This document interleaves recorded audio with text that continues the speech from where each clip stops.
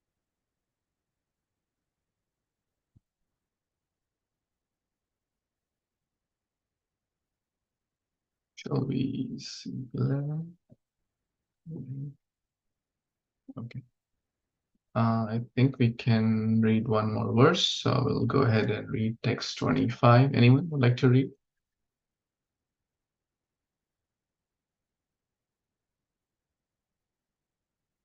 Anyone hasn't got a chance yet? Hare Krishna, Prabhuji. I can try. Yes, Mataji. Thank you, Prabhuji. Hare Krishna. Dhanvat Pranam, devotees. Śrīmad-Bhāgavatam 10.29.25.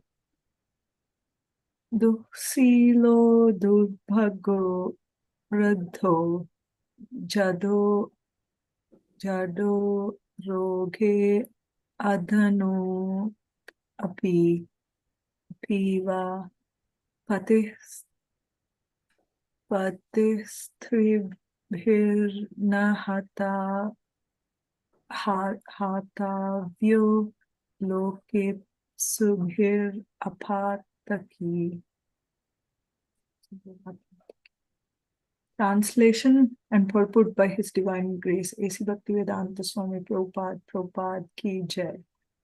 Women who desire a good destination in the next life should never abandon a husband who has not fallen from his religious standards, even if he is obnoxious, unfortunate, old, unintelligent, sickly, or poor.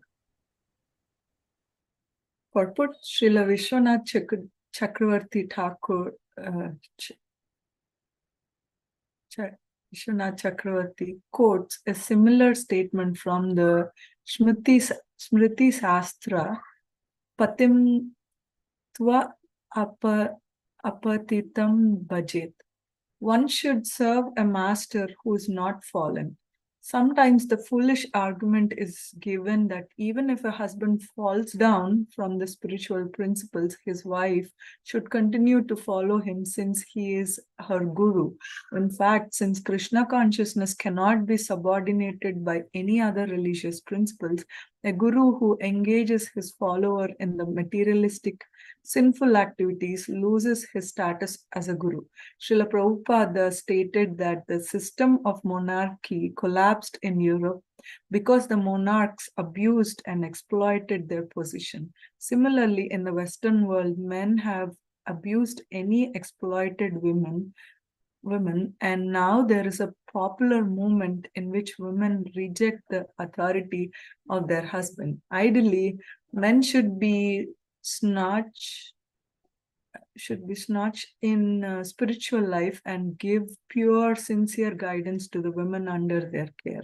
The Gopis, of course, being on the highest platform of spiritual perfection, were transcendental to all positive and negative religious considerations. In other words, they were the eternal lovers of the absolute truth. Hare Krishna, Prabhuji. Very good. Thank you. Thank you, Mataji. Any comments you have?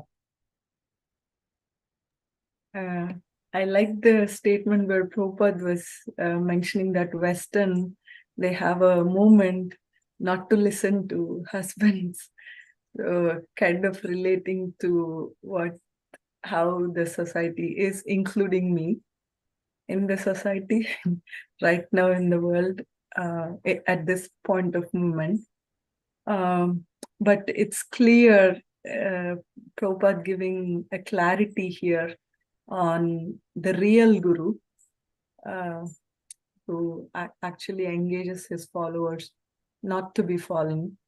And if he is falling, then he's not to be called as a guru. And yeah, it's clearly stated by Prabhupada that in the translation also it is clearly stated, if in case the husband is not fallen, who has not fallen from his religious standards, right, then happily the woman or the wife can follow. No doubt about it. But I think more of a question or confusion for the women would be, what if in case the husband doesn't follow any religious? That's where much of the problem or more unclear in a daily materialistic life related question. Kṛṣṇa. Thank you, Mataji. This verse can be discussed for next 2 hours. Of course, we're not going to do that. The word guru, pati here are used interchangeably, and they often are, right? So, because the principles apply the same. Guru, disciple, husband, wife, there are some similarities in that relationship. The ideal, what is the ideal situation? Prabhupada is right. Ideally, men should be staunch in spiritual life and give pure, sincere guidance to the women under their care. Now, we can read this also as ideally, Guru should be staunch in their spiritual life and give pure, sincere guidance to the disciples under their care. Works perfectly well. So this is the role of ideal Guru or ideal husband, right? Now, let's talk about less than ideals. There are sometimes one could be just attached sentimental. The Guru is smoking bidi, ganja, but the disciple is attached on an emotional level. Oh, it's my Guru. How can they be wrong? Not based on scriptures, not based on Kṛṣṇa consciousness. Or the Guru is doing wrong things, breaking the rules, regulations, the basic human rules, following the 4 regulative principles, what to speak of talking about Kṛṣṇa consciousness. Then the scriptures say that such gurus must be rejected. Like the classic example is given of Bali Maharaj, right? He rejected Shukracharya, who was saying, hey, don't give to Kṛṣṇa. Don't give to this Vaman Dev. Because he wanted to fill his pockets. Because if he gives everything to Vaman Dev, well, what will happen to me? I am his guru, right? So in short, Guru should be staunch, sincere devotee, or husband should be staunch, sincere devotee, and the wife who sincerely follows, or the disciple who sincerely follows that Guru, that Pati, will naturally get the same destination. Apne aap ho jayega unka kalyan. They don't have to do anything separate as per the scriptures. If we are holding to a sincere, pure devotee and just serving under their direction, nothing else is required. Period.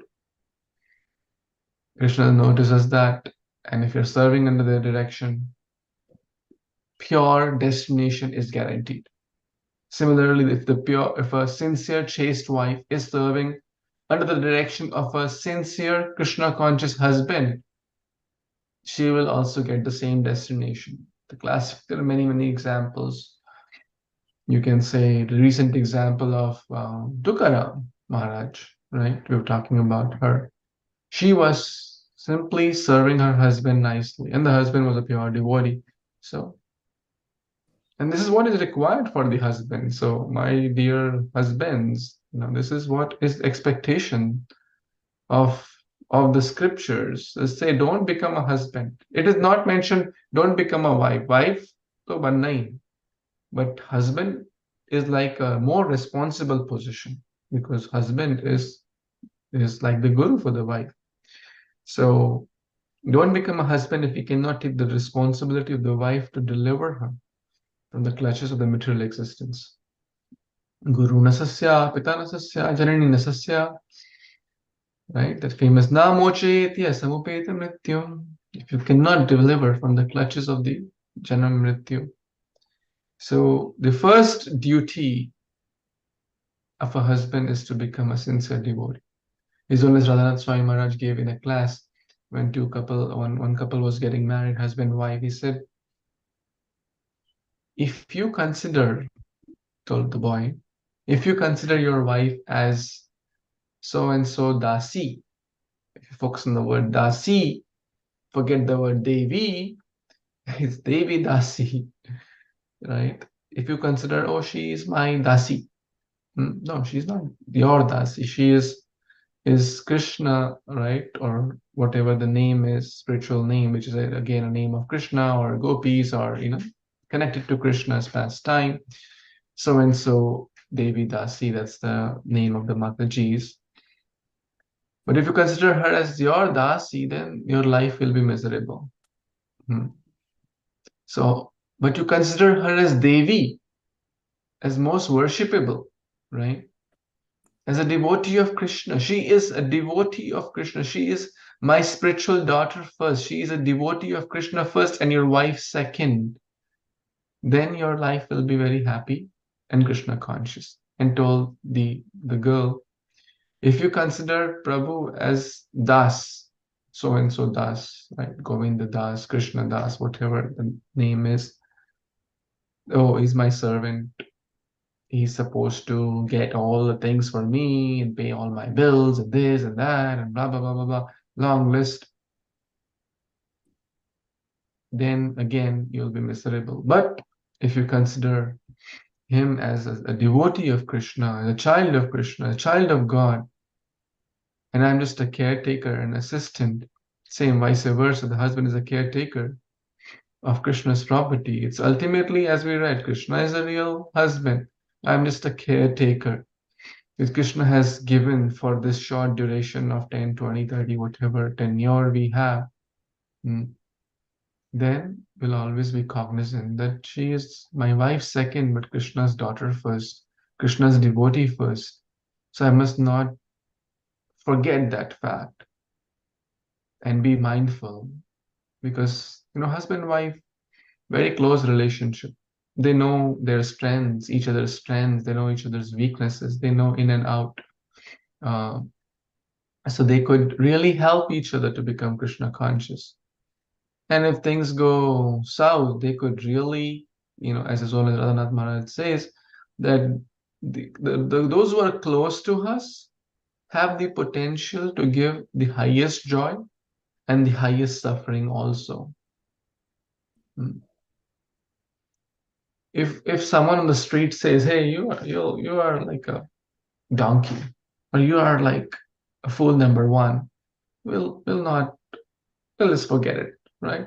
He doesn't know me, I don't know him, maybe he must be saying to someone else. But if our very own, or that blank, says that, right, then that will be something very deep in our heart, right? So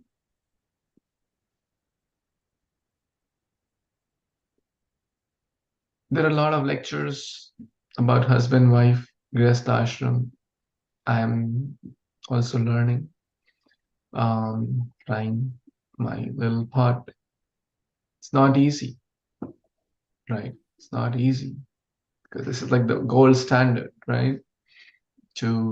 But we have to keep reminding ourselves so that we are cognizant, because familiarity breeds contempt. These days, a lot of things are going on in the relationship. Relationships are not deep, and Kṛṣṇa is nowhere in the picture. Therefore, things are going crazy these days, not only in West, but also in India. There's all sorts of things going on. So, right, premarital affairs, extramarital affairs, and multiple marriages, and this, so much chaos is going on, because it's all based on externals, right? Kṛṣṇa is nowhere in the picture. It's based on either money or how, property, job, looks. These things are shallow, will change after some time. So if this marriage is based on these shallow things, we can't expect great things to come out of it. So But ultimately, let's take lessons from the gold standard, our acharyas, our teachers. Kṛṣṇa is saying here, you know, even if the husband is old, not so intelligent, sick, poor, and it applies to wife also, right? If the wife, let's say, gets a disease, will the husband leave? Oh, earlier you looked very beautiful, therefore I married you. Now you are diseased. Now I'll figure out someone else. That's what people do. I mean, it may sound funny, but it happens, right? So, and both sides, right? I'm not saying it's husband's fault or wife's fault. I'm not taking any sides and trying to be very careful of my words because I don't want anyone to misunderstand but the problem could be on either side, and it's happening. So, long story short, we must be careful. We must be careful and live a healthy, balanced life. Try to support each other. Try to help each other to bring out the best in the others, not to bring the worst. Even if someone, in every marriage, it's not that both the partners will be at the same frequency. In any marriage, like very rarely, you may say. So one could be ahead in something, the other could be ahead in something, right? Someone likes to chant more, someone likes to get up early, someone likes to watch maybe TV serials, someone wants to watch bhajan. There could be those things. One has to adjust. Grihastha ashram is the ashram to balance, as I was hearing. It's not an ashram for extremes, right? Okay, we had one fight and then now we're not going to talk to each other. We have decided then we are done with each other now. Don't go to the extreme things unless the situations are extremes, right? And so in extreme situation, we may have to take some guidance and some external involvement might be required. But in most situations, the situations are not extremes, but people resort to extreme conclusions. That's wrong. You have to adjust, right? I'm not perfect, or my husband or wife is also not perfect, right? So we are trying to adjust the sails of our Grihastha ashram to make it more meaningful and substantial. And that will only happen when we both try our best, as we say, between the couple is the divine couple, like the love triangle. You remember that love triangle? So it's a triangle. Here is husband, here is wife. Quite a bit of gap, right? When they both try their best to proceed towards Kṛṣṇa, who is here, right? So if the husband is here, the wife maybe going with better speed reaches it. Still, the gap has reduced, right? And they gradually come more closer to Kṛṣṇa. The gap is further reduced. So between the couple is the divine couple, Radha and Kṛṣṇa. If we always keep that, our life will be happy. We'll be happy. And there's unlimited examples. And this, if I extend this analogy, they go away from Kṛṣṇa. What's happening? The gap is further going down. Going more gaps, more confusions, more misunderstandings, more conflicts. So between the couple, always keep the divine couple. Try to do some things, Kṛṣṇa. Try to find that common ground. Okay, they may not like everything. You see, Kṛṣṇa consciousness is so dynamic. Okay, they may not like chanting, that's fine. What do they like? Maybe let's distribute prasad together. Maybe let's invite devotees. I know so many couples there. Someone's wife may not like something, someone's husband. My often response is try to figure out the common ground which both of you like and do it together. And I'm sure there is some common ground, because bhakti is so dynamic that everything can be connected to Krishna. So we can always find something we both can do together, and we both husband wife like it. Or the whole family does it together and the whole family feels encouraged, nourished, right? It could be like distributing prasad. It could be, going to the temple. It could be serving cows. It could be cooking. It could be dancing in the kirtan. It could be chanting. It could be doing arti. It could be reading a book. It could be hearing a class. It could be just being in the association of devotees. It could be going for a yatra. It could be doing Govardhan Parikrama. It could be worshipping Tulasi. So many, like hundreds and zillions of things we can do in bhakti. Bhakti is so dynamic. Can't we figure out one or two things? I'm sure we can. There is. Hare Krishna. Sorry, we went a little over time, but as I said, this is a verse where we can talk forever. Any thoughts, comments before we wrap up? Very beautifully explained, Prabhuji.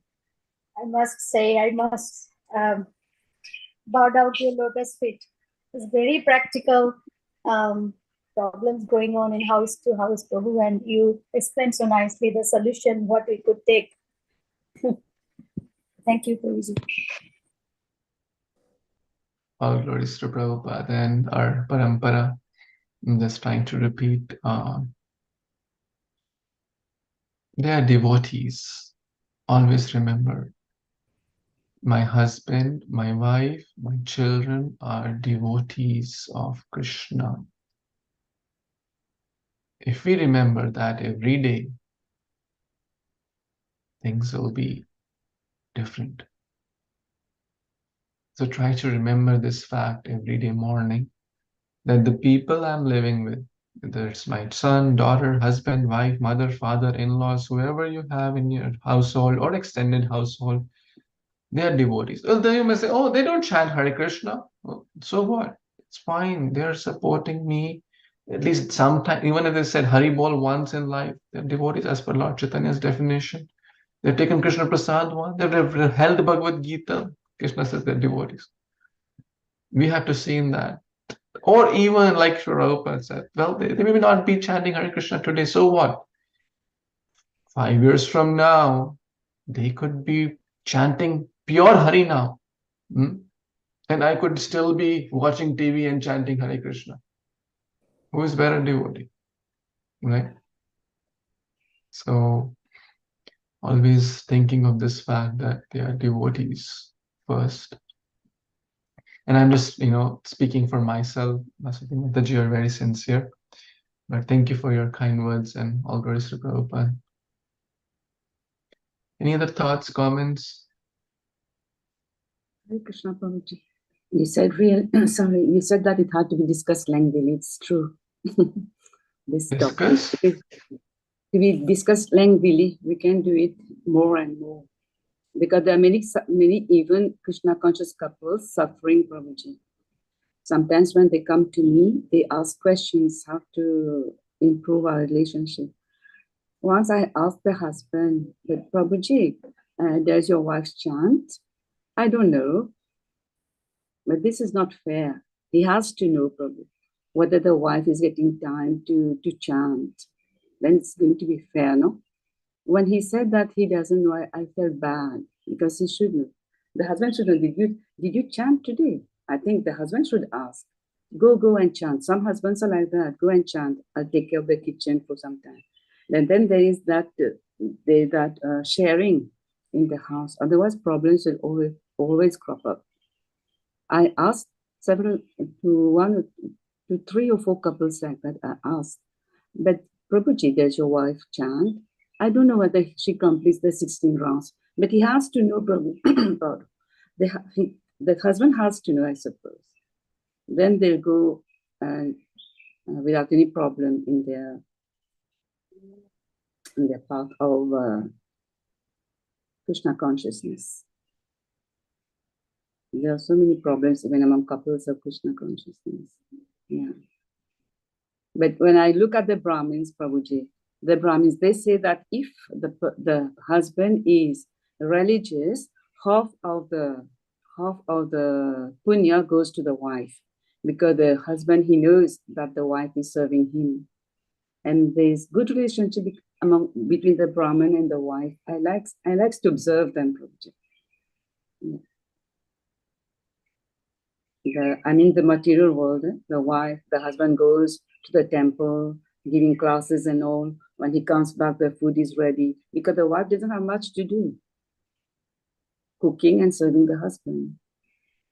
Because she believes that the half punya is already gained because the husband is serving nicely. This is a Brahmin point of view.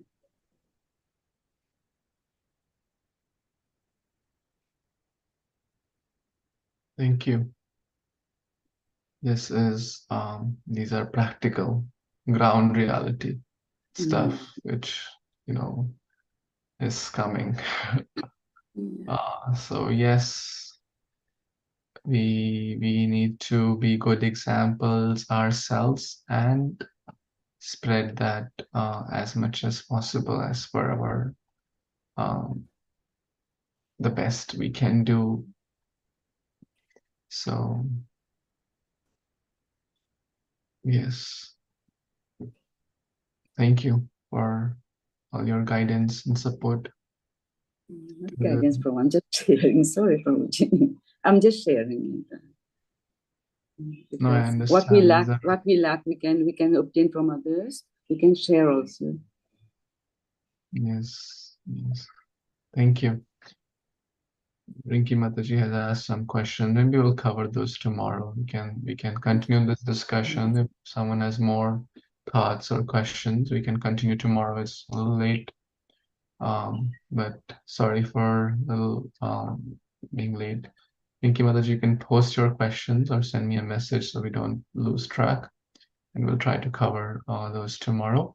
Śrīmad-Bhāgavatam Purana ki jai, Jagat Guru Śrīla Prabhupada ki jai, Samamita Gaur Bhaktavinda ki jai, Vanchakal Bhaktischa, Kripa Sindhubhya Vacha Patitanam Pavnebhyo Vaishnavibhyo Namo Namaha. Thank you so much. Hare Krishna. Thank you, Prabhuji. Thank you, Prabhuji. Hare Krishna.